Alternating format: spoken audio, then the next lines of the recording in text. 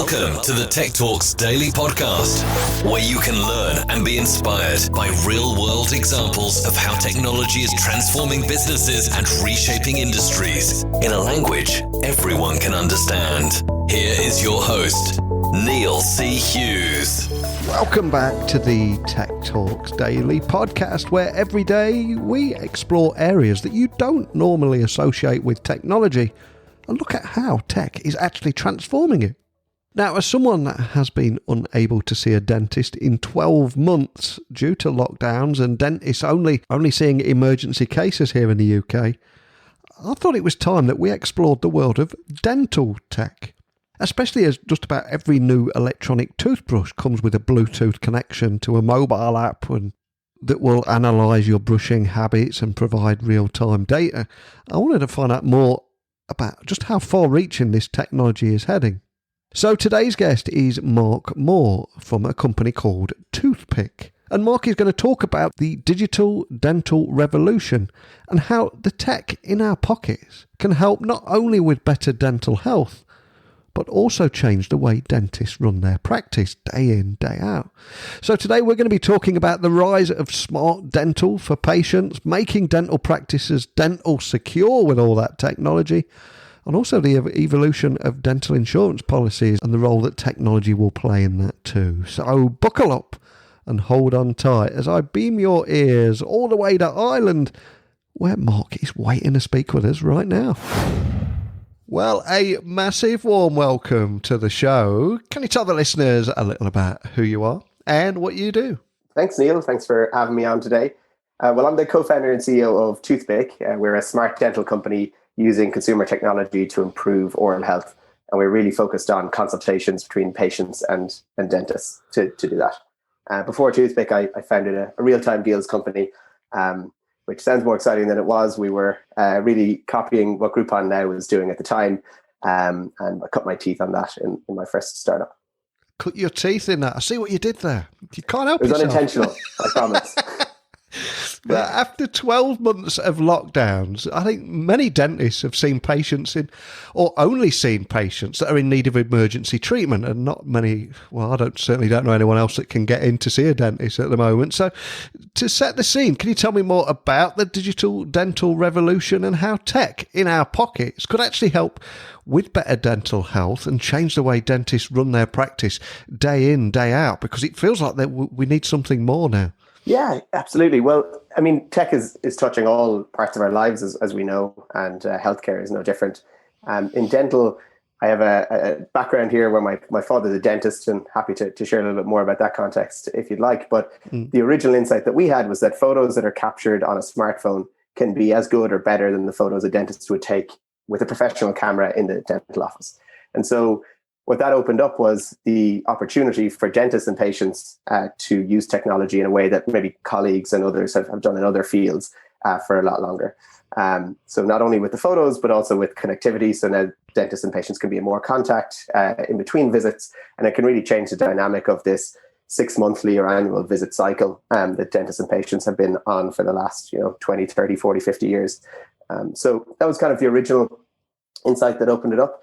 And I guess more specifically, what it can allow us to do, as you think about it from a patient's perspective, is you can triage, so you can understand what your needs are. You can track, so you can, if you have an issue, you can track it over time. And you can also have basic treatment. So, I'm careful of how I use that term because, of course, you have to go to the dental office to get physical treatment, and dentists at the end of the day are surgeons. But what you can do is you can do a lot of basic home care. So, brushing your teeth is critical, flossing, doing basic oral hygiene and making sure that you're doing it correctly. And technology can really help with that, both in terms of the devices you use, like toothbrushes and now smart toothbrushes, but also technologies like Toothpick to allow you to track how well you're doing and find out what's most important for you to focus on as you track your oral health. And a question I feel I've got to ask is, can you remember the moment where the worlds of technology and dentistry collided? And what was it that attracted you to this space? I got a feeling there's got to be a story here. Well, it's an easy one to remember because it involves my dad. So I was working in this company, this retail tech company where we were building software for local retailers in Ireland. And I was working late one night, and I noticed that I had a gap in my gum, and I didn't really know what it was. It was unusual, so I called my dad up, and I said, "Dad, what's going on with my gums? I have this gap developing." And he said, "Mark, I haven't seen you in months. How could I possibly tell you what's going on with your gums over the phone? But if you take a picture and send it to me, maybe I can help you out." So I took a photo, sent it on to him. He called me straight back. He said, "Mark, you have what's called a gingival cleft. Your orthodontist pushed your teeth too far forward, and you brushed away the gum, and you're not keeping it clean enough. And if you don't improve that, it's going to get worse, and you're going to have to see a specialist, and it'll cost you €800, $1,000 kind of ballpark." At the time. And I didn't have, I was an entrepreneur in my first company. I didn't have what you might call a real job. So that was the first time I would have had to pay for dental care, and my dad having treated me for free all along. So that was originally how it occurred. But the key insight there was, my dad said to me that the photo quality was amazing. "You must have used a professional digital DSLR camera." And I said, "No, I just used my smartphone."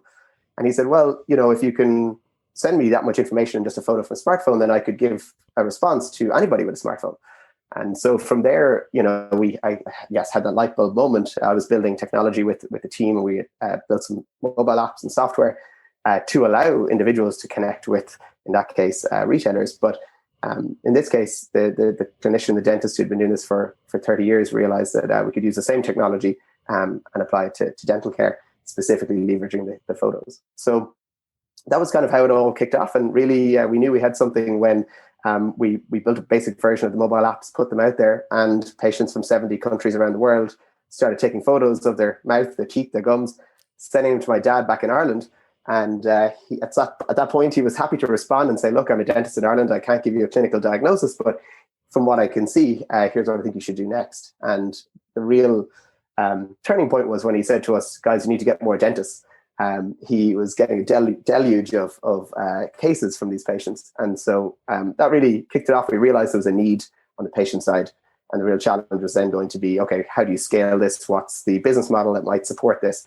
And at that point, we started working with a number of insurance companies, oral care companies like Philips Sonicare. And that really kind of plugged us into the wider oral health innovation system, if you want to call it that.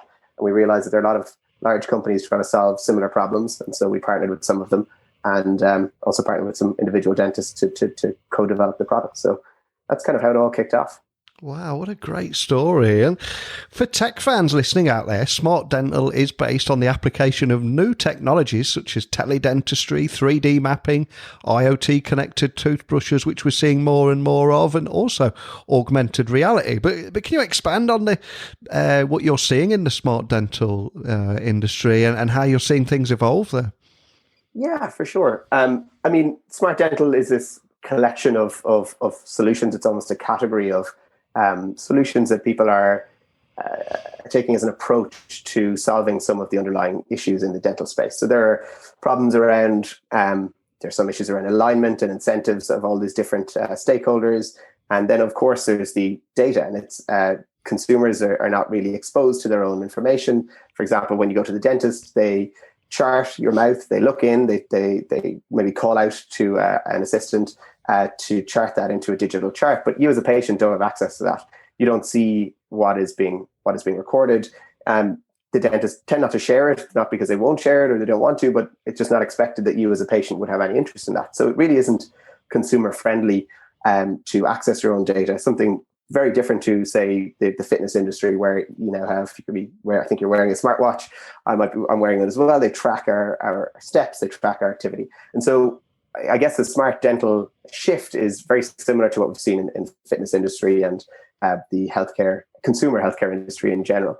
And specifically, if we look at examples in that, for, as you said, kind of the tech geeks out there, you look at toothbrushes and the evolution of those broadly in the IoT category, you could say. So they started off as manual. People were just using pieces of plastic to brush their teeth. They started to evolve. They became electric. They became wireless. And more recently, the kind of really interesting piece of it is they became Bluetooth connected. So now you can buy a Bluetooth connected device which tracks when you brush, how often you brush, where in your mouth with accelerometers you are brushing, and ultimately build up a map of your mouth using those sensors. The piece that's still to go, and the kind of future of that piece is exposing that data to the dentists and really integrating all of these various stakeholders. So that's on the kind of toothbrushing side. And teledentistry, you touched on that as well. We're one of the companies working in that space, ultimately bringing the patients and the dentist closer using technology is where that's going. It has a lot of different forms. Teledentistry is a broad term used by different companies to mean different things. So one of the challenges here is actually just getting clear on definitions with folks. Everything from orthodontics in the mail to video consults or photo consults with a dentist remotely. And where that goes is you can see that dentists can change the nature of their practices. So they can start to follow up with patients in between visits. They can triage patients before they come into the office, and they can start to basically personalize the care and personalize the experience that they provide for patients. Once those platforms become more ubiquitous and the data flows increase, you can imagine where they go with that. You can see automations coming in terms of if you're reporting your oral health status, you may be able to get automated responses saying, Neil, you're doing fine against this care plan. Keep it up. Keep up the good work. Just like, if you close your rings on an Apple Watch or you're tracking it with a Fitbit, you get encouragement along the way. So really the dearth at the moment is that data and the insights that come from that. But as those kind of various sources of data increase and are more integrated, we'll be able to get clearer and clearer insights as consumers and patients in the dental space.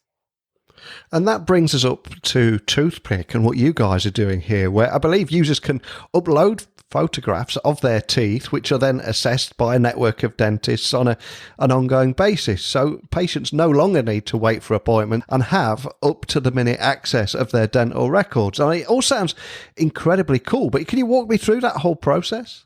Yeah, of course. So not dissimilar to the experience I had when my father gave me a consult remotely via photos. Patients can sign up at toothpick.com or in our mobile apps. They select the type of consult that they're looking for. So we found that patients are generally interested in a very specific issue. So somebody might have a pain or a cracked tooth, or they might just have a query about a particular area. And so they can take a single photo in what we call a direct care consult, or they can get a more comprehensive view in a complete care consult where they take 6 photographs of their mouth. They're guided through that process in the app. There's a templating feature in the app that allows the patient to line up the correct area and make sure they're capturing the correct photo for the dentist to assess. They also answer a series of questions. So this is not, a big paper form like you get in a dental office, but a more tailored experience to a remote consult, but specifically asking if you say you're in pain, we'll drill into that and understand the nature of the pain. Once the patient has filled out the questions and taken the correct photos, that's uploaded to our system. A dentist in our network is notified, and dentists are licensed by jurisdiction. So in the UK and in other countries by country, but in the US it's state by state. And so our network is identified state by state. If you're in the state of New York, a dentist in our network licensed in New York receives the notification. They log into the dentist-facing platform and review your case. So what they do when they're reviewing your case is they're looking at your medical history. They're zooming into full resolution versions of your photos, and they can tag specific issues that they see. So if you happen to have a crown on your upper 3, they can zoom in on that. They can see if you're not brushing it correctly or if you're overbrushing, and they will tag those issues and return a report to you. So the report that you get as the consumer, and I should say this takes typically less than 20 minutes to come back to you, the report you get will have those issues identified by the dentist for you, and also the actions you need to take. So the actions broadly break down into whether you need to see a dentist. So often people are asking, is this something serious? Do I need to attend for physical treatment? And if it is, then the dentist can make recommendations for what type of care you need. Do you need to see a specialist? And what specific issues are going to be addressed in the dental office? So really taking away that fear of the unknown. So often when people sit in the chair, they don't know what's going to come. They go to the dental office and they cross their fingers and hope that they have a friendly dentist and that they have actually been flossing and that they're not going to be scolded for their oral hygiene. So it really takes away that fear of the unknown. And in addition to those specific issues the dentist highlights, we can also highlight cost estimates for the patients. Another big source of fear and concern for people is what's it going to cost me in the end? So we can estimate that for the patient. And then the other 2 pieces that are relevant is we can also make recommendations on what the patient needs to do at home. So a lot of issues that you end up in the dental office for treatment for can be addressed at home. They can be addressed earlier in terms of earlier intervention with lower costs, lower pain, and lower effort. And so dentists can make recommendations, for example, around your toothbrushing, your your oral hygiene habits in general. And then also they can give you very specific information. So it's one thing telling you, Neil, here's how cavities are formed. But if you don't have any cavities, it's not really relevant to you. However, if you get a report saying, Neil, here's a very specific area in your mouth, let's say this upper right 3 that has an early stage cavity on it, maybe a white spot lesion, before it's even really a cavity, but it's going to progress most likely to a cavity given your oral hygiene. Here's specifically what you need to do. You need to get an application of high fluoride paste. It'll cost, say, in the UK, on the NHS, it might be a lot less, but in the US, it might be $15, $20. And that will return that tooth to its original strength or even stronger. And so it's very personalized and tailored to you as to what you get. And then if you want to read more about cavities, how they're formed, what's a white spot lesion, what can you do to make sure that they don't come again and you can prevent that in the future, you get that information really tied back to your specific issue, ultimately back to a specific tooth in your mouth if that's the case. So ultimately that's what comes back to the patient, and they have a number of actions they can take. Like I said, they can find a dentist in the directory and book an appointment, and we help them schedule it. They can read more about their issues, or they can buy often discounted products for their care at home.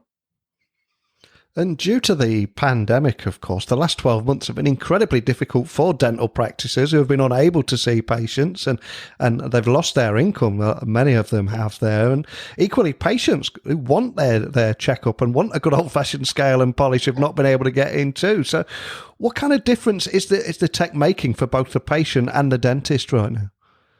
Well, yeah, on the patient side, as you mentioned, people just want to get the care that they need. And often they kind of fall, we think of these patients falling into at least 2 categories, one where people don't know what they need and one where people do know what they need, but they maybe can't get it as easily as they'd like to. So in using a system like Toothpick, patients have quick and easy access to find out what their needs are. And then from there, they can obviously determine where they go next. In many cases, patients can decide, well, do I want to do this? Do I take some risk and attend maybe in this high risk period with COVID and other concerns, or can I put it off until things calm down? And so our remote dentist for the patients will be able to give them that sense of urgency, really an expert guided opinion on what they should do next. So that's for those people who don't know what they need and need to get a sense of the urgency. For the patients that do need care, again, there's a number of things that dentists can do remotely. Like I said earlier, they can't do everything. They can't take x-rays remotely. They not doing fillings remotely. So in that sense, it's about guiding those patients to care. And we have a concierge service to help patients both find and schedule with an appropriate dentist to get the care that they need. So on the patient side, it's about getting information and ultimately getting the care, and then tracking to make sure that they don't get any worse in the meantime. On the dentist side, in many ways, it's even more interesting because this is the first time that dentists have really been able to offer services outside of the dental office. So something we often forget, I often forget, is that dentists are surgeons. Many of them have a degree in dental surgery, Bachelor of BDS, Bachelor of Dental Surgery. And so dentists make money when their hands are in your mouth. They're small business owners, and obviously they're providing care to their patients, but they haven't really had any sustainable ways to get paid and to change their business models outside of the dental office until very recently. And they were forced to do a lot of this during the shutdowns and COVID over the last few months and year. So for the dentists, they can now keep patients out who don't need to go in as often, but they can get paid for some of those consults. So they can do triage of patients. They can use their chair time more efficiently. So even a routine post-operative check, you get a tooth extracted, the dentist decides to bring you back in to have a quick look. And that has a turnaround time. You sit in the chair for 2 minutes or 5 minutes, but they have to prep the surgery, they have to gown up, they have to put on their PPE, even in normal conditions, they're sterilizing instruments. It takes time, takes money. And so the dentist can now do triage and follow-ups remotely, and then only take the small percentage of patients who actually have to come in for a physical checkup. So in addition to getting paid for remote consults outside the office, they can also use their chair time much more efficiently in the office. So that's kind of the big shift for dentists using technology like this. And when smart dentistry continues to evolve and become more of a thing, and more dentists come online and are leveraging technology, a question I've got to ask from the boring IT tech guy point of view is where do you begin to make dental practices dental secure too? Is that a challenge? Yeah, it's a very good question. Dental practices, I think, range considerably in their, I suppose, the amount of data they gather, the type of data they gather, and also then the level of security that they put in place. We've spoken to practices over many years, some of whom have dental records, some are still on paper, but also then those who are digitized, some of them are still using old Windows PCs sitting in a cupboard somewhere, running their whole practice. So that's one end of the spectrum. And then on the other end of the spectrum, you have cloud-based systems, fully integrated and secured as you'd expect with all kind of modern services. So we have to be able to deal with both. The piece that I suppose we're most familiar with is that the last mile. So how does the dentist communicate securely with the patient? We know that dentists are generally quite secure in their offices. These are locked door, own premises situations where staff are trained. But the piece that's maybe a little more vulnerable is that dentist to patient. And we've seen dentist patients, and this is true of the wider healthcare system, folks using the accessible tools. They're using WhatsApp, they're using email, they're using maybe non-secure or certainly not healthcare designed services. And that's, I think, where we really add a different layer and services that are designed for the healthcare system using HIPAA compliant platforms to do that last mile between the dentist and the patient, and then ultimately integrating that data securely back into their, say, cloud-based practice management systems. So I think, there is a little bit of tension there because you have both cloud-based systems and kind of legacy, if you want to call them on-prem in some cases. And so it's, and I think the thing to remember is that the dentists they're small business owners. They're not IT administrators. Many of the small practices, most dental practices are one or two operator businesses. They don't have a full IT team. They're often outsourcing that. So, we're conscious of that, and that's why we try to provide as much of that security as we can to the dentists within our platform. But ultimately, it's going to become a bigger and bigger need for dentists, particularly as the data gets integrated across different services. And suddenly your dental record is not just an independent piece of data. It's now linked to more parts of your healthcare record, and the integration of dental data with medical data will kind of increase the risk or maybe the attractiveness of dental data to attackers potentially. So it's definitely going to be an important piece of the future. But for now, I think dental tends to be a neglected space in the healthcare IT world. And we will have people listening all over the world to our conversation today. So I'm curious, how do you see the evolution of that traditional dental insurance policy continue to evolve over the next few years? Because it almost feels like that industry needs a bit of an upgrade too.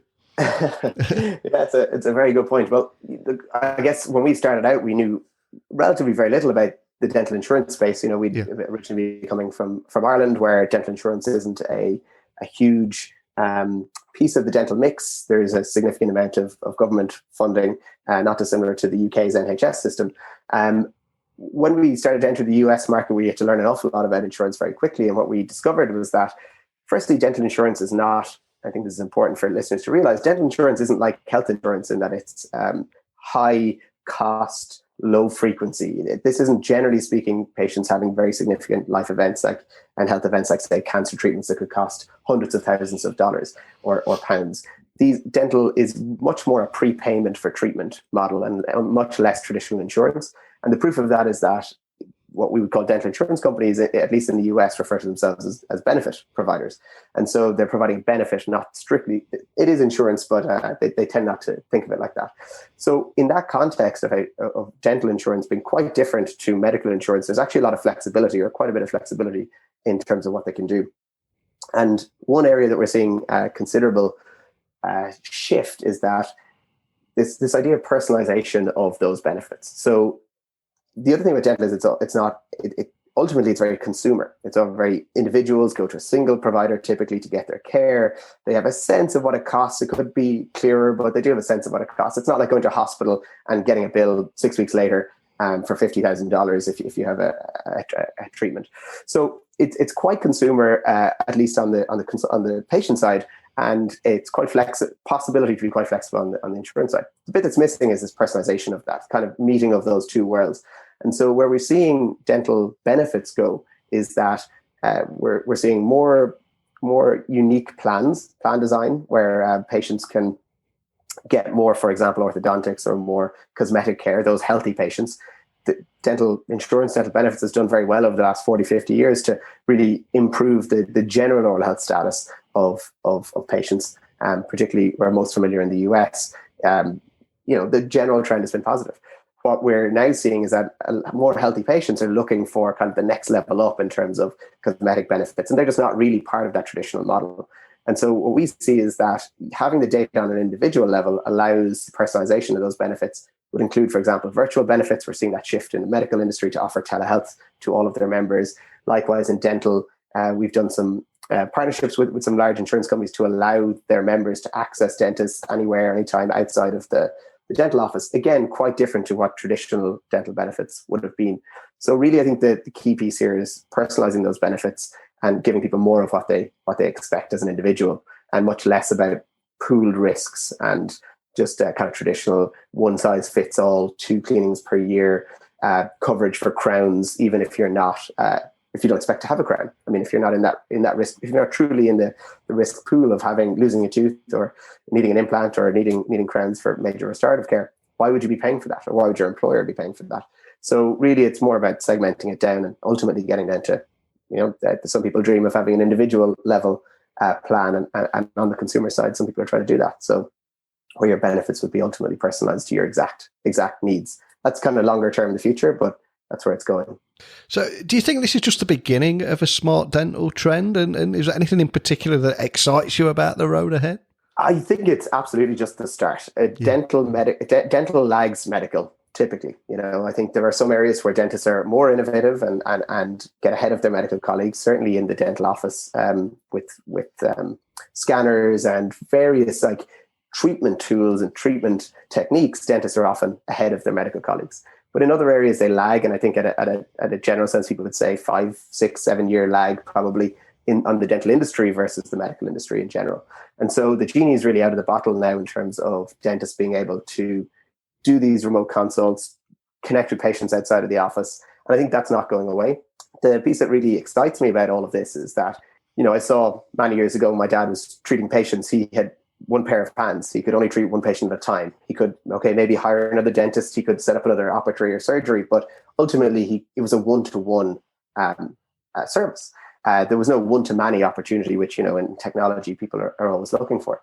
I think that's now changed with platforms, with data-enabled dental care. You can now scale what we could previously only do one-to-one. Yes, maybe you could have a hygienist or a public health dentist explain to a class of 30 how to brush their teeth. But now with devices and coaching techniques, we can scale that to millions, tens of millions, ultimately billions of people, because it's not tied to a single provider. Once you have a platform and once you have a program, anybody can use it. And ultimately the cost comes down of providing services like that, and we can increase the care for billions of people. And in the case of dental, it's a big problem. 3.8 billion people have dental disease. It's the most common disease in the world, and it just doesn't probably get enough attention relative to the number of people that are affected by it. So that's what really excites me. The technology can kind of unlock that scale that we didn't have before now. Love that. And for anyone listening that would like to dig a little bit deeper into the world of smart dentistry or the great work that you're doing at Toothpick there, what's the best way of finding you online? Uploading a picture of their teeth if they wanted to, and contact your team if they've got any questions? Yeah, the best way is to find us at toothpick.com. It's toothpic.com. Pick is in the picture, and patients can try out the apps. There's I think we've never had a user or a dentist who's tried the platform and who hasn't been surprised by how much can be seen and how much they can learn from it. So that's find us at toothpick.com. What a great name as well, Toothpick. You got to be proud of yourselves with that one, right? We've been lucky. Well, thank you so much for coming on the podcast today, not only for talking about the rise of smart dental for patients, but also making dental practices more dental secure and the evolution of dental insurance policies and how tech is just transforming the whole industry. Incredibly cool what you're doing there, but more than anything, just thanks for joining me today. Thanks for having me, Neil. It was great. Smart dental is based on the application of new technologies like teledentistry, 3D mapping, IoT-connected toothbrushes and augmented reality. And it's shifting care from treatment to prevention with the enablement of new diagnostic approaches such as AI pattern matching to guide dentist diagnosis, and it's heralding in an era of ultra-personalised oral care for patients. And in this case, with Toothpick, through an app, users can upload pictures of their teeth, which are then assessed by a network of dentists on an ongoing basis. And patients no longer need to wait for appointments and can have up-to-the-minute access to their dental records. And the improvements in dental health look pretty significant to me. But I'd love to hear your thoughts on anything that we've talked about today or on any episode that you've listened to recently. Please, I'd love to hear your experiences. So email me, techblogwriter@outlook.com. My website is techblogwriter.co.uk, where you'll find over 1,500 other interviews. And if you've got nothing to say today, don't worry. But I do cordially invite you to join me in doing it all again tomorrow. So a big thank you for listening, and until next time, don't be a stranger. Thank you for listening to the Tech Talks Daily Podcast with Neil C. Hughes. Remember, technology works best when it brings people together.